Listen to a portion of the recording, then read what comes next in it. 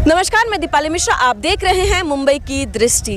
कल रात में अचानक से आए बारिश और तूफान से जहां मुंबई के लोगों में खासी उल्लास था, उमंग था, वहीं समुद्र के पास से हमारे मछुआरे भाई बंधुओं में काफ़ी निराशा हुई, क्योंकि इस तूफान ने इन्हें लाखों के नुकसान में डाल दिया।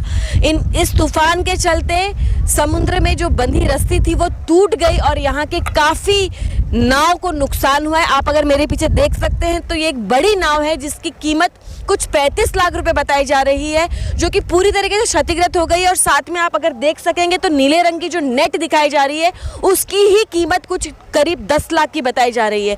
क्या है पूरा मामला, आइए दिखाते हैं मुंबई डिस्ट्रिक्ट की स्पेशल रिपोर्ट। ऐसा जब ऐसा हादसा होता है तो हमारे गांव वाले, समझो मछुआरे लोग, सब लोग मिल के कुछ न कुछ कंट्रीब्यूशन करके उन लोगों को हम खड़ा कर देते हैं। मगर अभी ये जो हादसा हुआ है ये छोटा हादसा नहीं है। ये हादसा हुआ है वो उसका सब कुछ गया, टोटल लॉस हो गया। तो ये आदमी को हम लोग किस तरह से संभालेंगे, ये बात है। इसलिए हम लोगों की गुजारिश है शासन से और फिशरीज से कि रिक्वेस्ट भी है हमारी कि वो लोग ये आदमी को खड़ा करने में सहायता करें, जितनी हो सके उतनी सहायता करें। देखो जैसे अपने शेतकरी लोग, किसान लोग आत्महत्या करते हैं, ऐसा तो हम में ये नहीं है। मगर जैसा उन लोगों को करते हैं वैसा हम लोगों को भी सुविधा देना चाहिए। गवर्नमेंट ने, शासन ने या फिशरीज़ ने, जो डिपार्टमेंट है, जहाँ से हो सके हम लोगों की मदद करनी चाहिए। और जो ऐसा आदमी कभी पूरा ख़त्म हो जाता है उसको खड़ा करना चाहिए।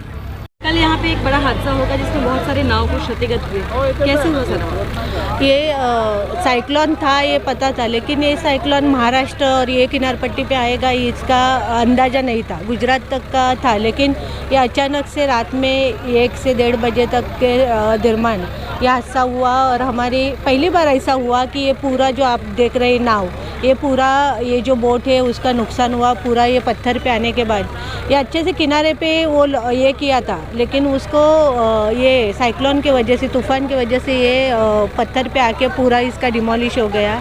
इसमें कम से कम 30-35 लाख का ये उनका नुकसान हुआ है। हमारी जो कम्युनिटी है, ये मछुआरे की कम्युनिटी है, पूरा इनका ज़िंदगी ये इस पे मच्छी के इस पे है।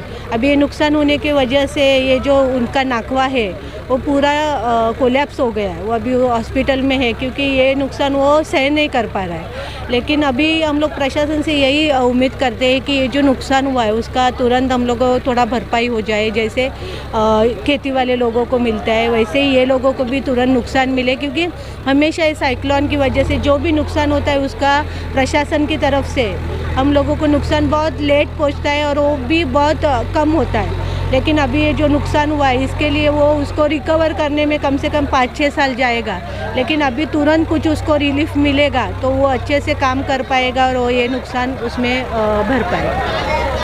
तूफान से बहुत यहाँ नुकसान हुआ है, पुलिस दल रात से ही तैनात है, कितना नुकसान हुआ है? अभी रात को जो अचानक तूफान आया उसकी वजह से जो यहाँ एंकरेज पे जो बोट खड़ी थी उसमें से 3 बड़ी बोट मतलब यहाँ पत्थर पे आके टकरा गए। उसमें से जीवन शक्ति जो आपके पीछे जो बोट है उसका पूरा टोटल नुकसान हो गया। इसके अलावा और 2 बोटिंग का नुकसान हुआ है, लेकिन उनका इतना हल्का सा नुकसान है। और छोटी जो डिंगी है वो 25 से 20 डिंगी का नुकसान हो गया है। तो उसके लिए अभी फायर ब्रिगेड को भी हमने इन्फॉर्म किया, फायर ब्रिगेड भी आई है। यहाँ स्थानिक लोग का बहुत सहयोग हो रहा है और उनकी मदद से बोट का जो मलबा है वो निकाल रहे हैं। उसके अलावा जो फिशरी डिपार्टमेंट के ऑफिसर हैं नंदन कुमार पाटिल, उनको भी इन्फॉर्म किया है, तो वो भी ऑन द वे है, वो भी आके पंचनामा करेंगे और बाकी का जो कार्रवाई है वो लोग करेंगे।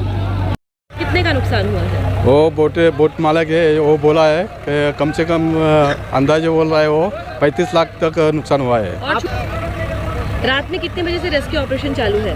वो 1 बजे से आया था बोल रहे, नाइट से। नाइट 1 बजे से। आप लोगों की ड्यूटी सुबह लगी?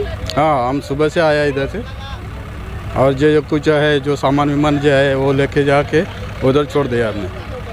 गांव से बहुत लोग आया था और अपना जो अजीत गांडोले है उसने फ़ोन किया था कि ऐसा ऐसा हुआ, तुरंत आ जाओ। हम तुरंत आया था।